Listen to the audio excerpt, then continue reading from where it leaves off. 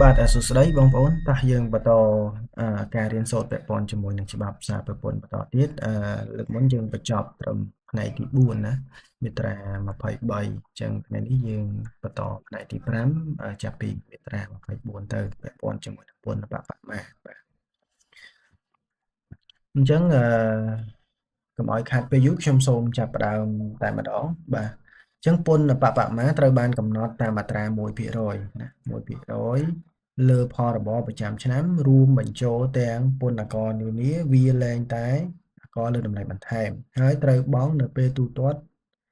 ពន្ធលើប្រាក់ចំណូលប្រចាំឆ្នាំបាទអញ្ចឹងពន្ធបបមានេះគឺជាប្រភេទពន្ធប្រចាំឆ្នាំណាបងប្អូនមួយចំនួនគាត់អាចច្រឡំជាមួយនឹងប្រាក់រំដោះពន្ធលើប្រាក់ចំណូលដោយសារតែវាមានអត្រា1%ដូចគ្នាអញ្ចឹងប្រាក់រំដោះពន្ធលើប្រាក់ចំណូលនេះគឺយើងបង់ប្រចាំខែជាប្រភេទពន្ធប្រចាំខែដែលយើងយក1%ចំពោះផលរបរប្រចាំខែដែលមិនរួមបញ្ចូលនឹងអាករលើបន្ថែមដូចគ្នាណាក៏ប៉ុន្តែពន្ធបបមានេះគឺយើងប្រចាំឆ្នាំណាគឺបិទបញ្ជីប្រចាំឆ្នាំมันមានពន្ធបបមាកើតឡើងហើយវាកើតឡើងបានលុះត្រាតែយើងមិនកាន់កាប់បញ្ជីការគណនេយ្យទៀតបើសិនជាក្រុមហ៊ុនមួយចំនួនដែលគាត់បានកាន់កាប់បញ្ជីការគណនេយ្យត្រឹមត្រូវហ្នឹងគឺរដ្ឋបាលសារពើពន្ធហ្នឹងគាត់លើកលែងការបង់ពន្ធបបមាហ្នឹងទៅទៀតបាទណាអញ្ចឹងពន្ធបបមានេះអាចត្រូវបានកាត់បន្ថយដោយពន្ធប្រាក់ចំណូលប្រចាំឆ្នាំដែលបានបង់ជាក់ស្ដែងតាមវិធានដោយមានចែងនៅក្នុងមាត្រា37 38និងមាត្រា39នៃច្បាប់នេះអញ្ចឹងពន្ធបបមាត្រូវបានកំណត់លើសហគ្រាសទាំងឡាយណាដែលមិនកាន់កាប់បញ្ជីការគណនេយ្យត្រឹមត្រូវបាទណាមិនកាន់កាប់បញ្ជីការគណនេយ្យត្រឹមត្រូវបើសិនជាបងប្អូនកាន់កាប់បញ្ជីការគណនេយ្យត្រឹមត្រូវកន្លែងហ្នឹងបងប្អូនអត់បាច់បង់ពន្ធបបមាទេបាទគម្រោងវិនិយោគមានលក្ខណៈសម្បត្តិគ្រប់គ្រាន់ណាត្រូវទទួលបានការលើកលែងពន្ធបបមាដោយត្រូវមានរបាយការណ៍សវនកម្មឯករាជ្យបាទអញ្ចឹងប្រភេទ QIP ណាប្រភេទក្រុមហ៊ុន QIP ហ្នឹងដែលគាត់មានរបាយការណ៍សវនកម្មឯករាជ្យហ្នឹងក៏គេអត់យកពន្ធបបមាដែរវិធាននិងនីតិវិធីនៃលក្ខណៈបញ្ឆ័យនៃការកាន់កាប់បញ្ជីការអ្នកនៃមិនត្រឹមត្រូវនឹងការបង់ពន្ធបបមាត្រូវកំណត់ដោយប្រកាសរបស់រដ្ឋមន្ត្រីក្រសួងសេដ្ឋកិច្ចនិងហិរញ្ញវត្ថុណាមានប្រកាសមួយទៀតដែលនិយាយពីពន្ធបបមានិងការកាន់កាប់បញ្ជីការអ្នកនៃមិនត្រឹមត្រូវនេះបាទអញ្ចឹងផ្នែកទី6ណាពាក់ព័ន្ធជាមួយនឹងពន្ធកាត់ទុកនិងប្រាក់រំដោះពន្ធនិងប្រាក់ចំណូល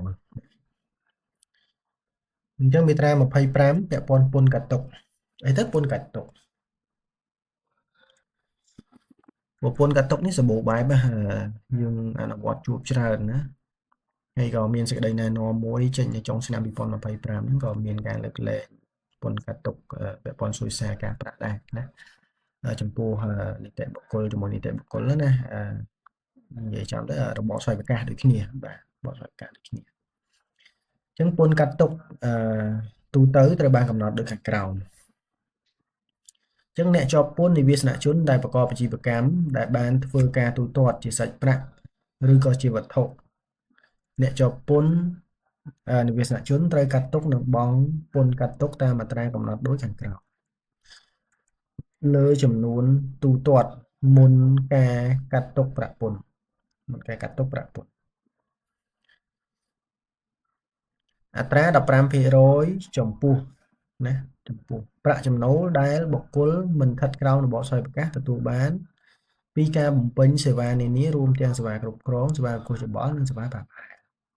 អញ្ចឹងកន្លែងនេះបានន័យថាម៉េចចំពោះបុគ្គលមិនស្ថិតនៅក្នុងរបបស្វ័យប្រកាសបានន័យថាបុគ្គលទូទៅខ្ញុំជាបុគ្គលទូទៅបើសិនជាខ្ញុំធ្វើសេវាឲ្យក្រុមហ៊ុន A អញ្ចឹងខ្ញុំត្រូវឲ្យខាងក្រុមហ៊ុន A ហ្នឹងកាត់ទុកពីខ្ញុំ15%ដើម្បីបង់ពន្ធជូនរដ្ឋបាលសារពើពន្ធកន្លែងហ្នឹងមានន័យអញ្ចឹងណាnếu យើងបំពេញសេវា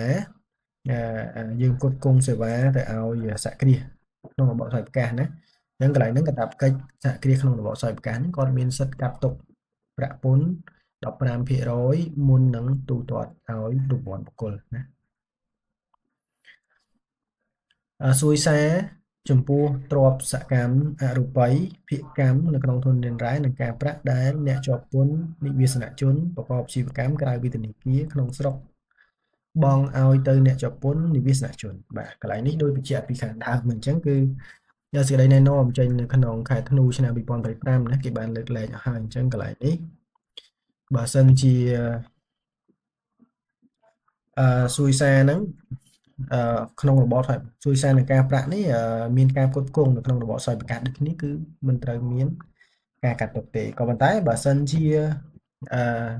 គាត់ទូទាត់ថ្លៃសួយសារណាក្រុមហ៊ុនរបស់ស្វ័យប្រកាសហ្នឹងគាត់ទូទាត់ថ្លៃសួយសារនិងការប្រាក់ទៅឲ្យរូបបុគ្គលកន្លែងហ្នឹងត្រូវកាត់ទុកធម្មតាបាទអត្រា 10% យើងយកលើអីខ្លះអត្រា 10% ចំពោះចំណូលពីការឲ្យជួលអចលនទ្រព្យឬក៏ចលនទ្រព្យបាទហើយហ្នឹងឧទាហរណ៍យើងជួលម៉ូតូជួលឡានណាក្រុមហ៊ុនពីច្រើនគាត់ជួលឡានជួលទីតាំងជួលផ្ទះដើម្បីទៅប្រកបអាជីវកម្មហ្នឹងតែកាត់ទុក10%ណា10%ពាក់ព័ន្ធមួយការជួលឡានណាការជួលឡានវាមានពីរទៀតយើងត្រូវញែកថាមួយជាសេវាកម្មមួយជាការជួលចលនាទ្រព្យឬចលនាទ្រព្យឧទាហរណ៍ថាគាត់ជួលឡានតែឡានទទេអញ្ចឹងគាត់មានបុគ្គលិកហើយគាត់មានបុគ្គលិកតកង់ឡានអញ្ចឹងគាត់ជួលតែឡានមកទេអាហ្នឹងត្រូវកាត់ទុក10%ក៏ប៉ុន្តែបើសិនជាគាត់ជួលអឺទាំងឡានទាំងតកង់បានន័យថាកន្លែងហ្នឹងយើងជួលសេវាដឹកជញ្ជូនហើយមិនមែនជួលឡានទៀតទេអញ្ចឹងវាចូលនៅក្នុងសេវាវិញណាសេវាអញ្ចឹងត្រូវកាត់ទុក15%បាទអញ្ចឹងអត្រា6%ចំពោះការប្រាក់ដែលធនាគារក្នុងស្រុកបង់ឲ្យទៅអ្នកជាប់ពន្ធនិវាសនជនដែលមានគណនីបញ្ញើមានការកំណត់4%ចំពោះការប្រាក់ដែលធនាគារក្នុងស្រុកបង់ឲ្យទៅអ្នកជាប់ពន្ធនិវាសនជនដែលមានគណនីបញ្ញើគ្មានការកំណត់ណាអញ្ចឹងបើសិនជា fixed deposit ណា fixed deposit យើងកាត់បកសំកាត់ត្រូវកាត់6%បើសិនជា current deposit ណាមានការកំណត់នេះគឺត្រូវកាត់4%អញ្ចឹងការកាត់ទុកនៅក្នុងមាត្រានេះមិនត្រូវអនុវត្តទេចំពោះការប្រាក់ដែលបង់ទៅឲ្យធនាគារក្នុងស្រុកនិងទូទាត់ចំពោះប្រាក់ចំណូលលើកលែងពន្ធដោយមានចែងក្នុងមាត្រា9នៃច្បាប់នេះណាក្នុងមាត្រា9បានរៀនហើយគឺបើសិនជាទូទាត់តាមមាត្រា9នេះគឺអត់ត្រូវកាត់ទុកទេបាទមាត្រា26ពន្ធកាត់ទុកលើការទូទាត់ប្រាក់ឲ្យអ្នកជាប់ពន្ធអនិវាសនជនបាទអញ្ចឹងមាត្រា25នេះយើងរំលឹកឡើងវិញថាអានេះគឺការទូទាត់ចំពោះអ្នកជាប់ពន្ធនិវាសនជនកម្ពុជាណាអ្នកជាប់ពន្ធនិវាសនជនអញ្ចឹងអ្នកជាប់ពន្ធនិវាសនជនយើងដឹងហើយណាអ្នកដែលមាននិវាសនៈនៅកម្ពុជាអ្នកដែលស្នាក់នៅកម្ពុជាមានរយៈពេល180ថ្ងៃ182ថ្ងៃណាហ្នឹងអញ្ចឹងបើសិនជាគាត់ជានិវាសនជនអាហ្នឹងគឺយើងកាត់ទុកតាមមាត្រា25តែបើសិនជាគាត់ជាអនិវាសនជនយើងត្រូវកាត់ទុកតាមមាត្រា26បាទតាម26ចឹងអ្នកជាប់ពន្ធនិវាសនជនដែលប្រកបអាជីវកម្មរួមទាំងគ្រឹះស្ថានចន្ទ្រៃរបស់បុគ្គលអនិវាសនជនដែលធ្វើការទូទាត់ប្រាក់ចំណូលប្រភពកម្ពុជាដោយមានចែងក្នុងមាត្រា33នៃច្បាប់នេះត្រូវឲ្យទៅអ្នកជាប់ពន្ធអនិវាសនជនត្រូវកាត់ទុកនៅបង់ពន្ធប្រាក់សំទោសបង់នៅប្រាក់ពន្ធតាមមាត្រា14%នៃទឹកប្រាក់ត្រូវបើកពន្ធកាត់ទុកនេះមិនត្រូវអនុវត្តទេចំពោះបុព្វលាភធានារ៉ាប់រងលើទ្រព្យសម្បត្តិហានិភ័យផ្សេងៗនៅក្នុងប្រជាជាតិកម្ពុជាកន្លែងនេះណាកន្លែងអត្រានេះគឺ14%យើងអត់ខ្វល់រឿងសេវាមិនបាច់ញែកដូចនិវាសនជនទេណាមាន4មាន6មាន10មាន15%កន្លែងនេះឲ្យតែយើងទូទាត់ឲ្យអនិវាសនជនចំពោះចំណូលប្រភពកម្ពុជាណាចំណូលប្រភពកម្ពុជាដែលមាននៅក្នុងមាត្រា33នេះយើងត្រូវកាត់ទុក14%បាទមាត្រា27គឺពន្ធកាត់ទុកជាពន្ធចុងក្រោយ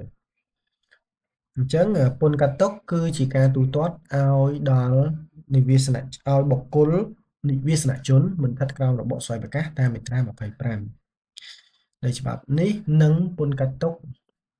លើការទូទាត់ដល់អ្នកជាប់ពន្ធអនិវាសនជនតាមមាត្រា26នៃច្បាប់នេះ ត្រូវបានគិតថាជាពន្ធចុងក្រោយសម្រាប់អ្នកទទួលការទូទាត់ឬក៏បែងចែកដែលមានបញ្ជាក់នៅក្នុងមាត្រាទាំងឡាយនៃច្បាប់នេះបាទ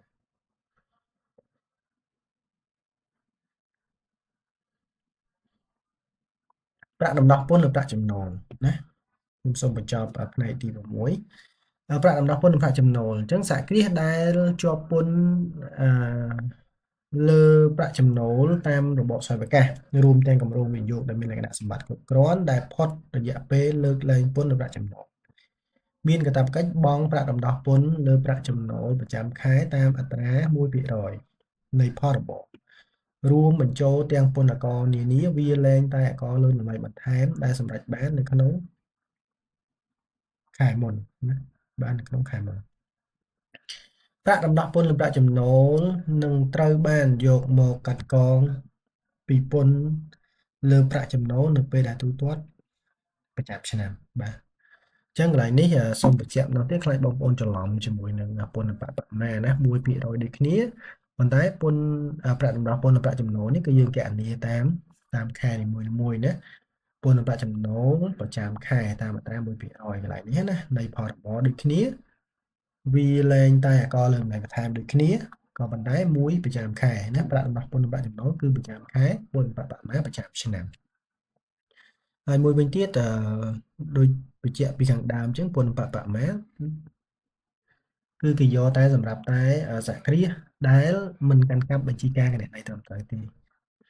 ប៉ុន្តែប្រាក់រំដោះពន្ធប្រាក់ចំណូលគឺយកទៅអស់ណាយកទៅលើកលែងតែ QIP ណា QIP ដែលស្ថិតនៅក្នុងរយៈពេលលើកលែងពន្ធគេអនុគ្រោះណានឹងមាន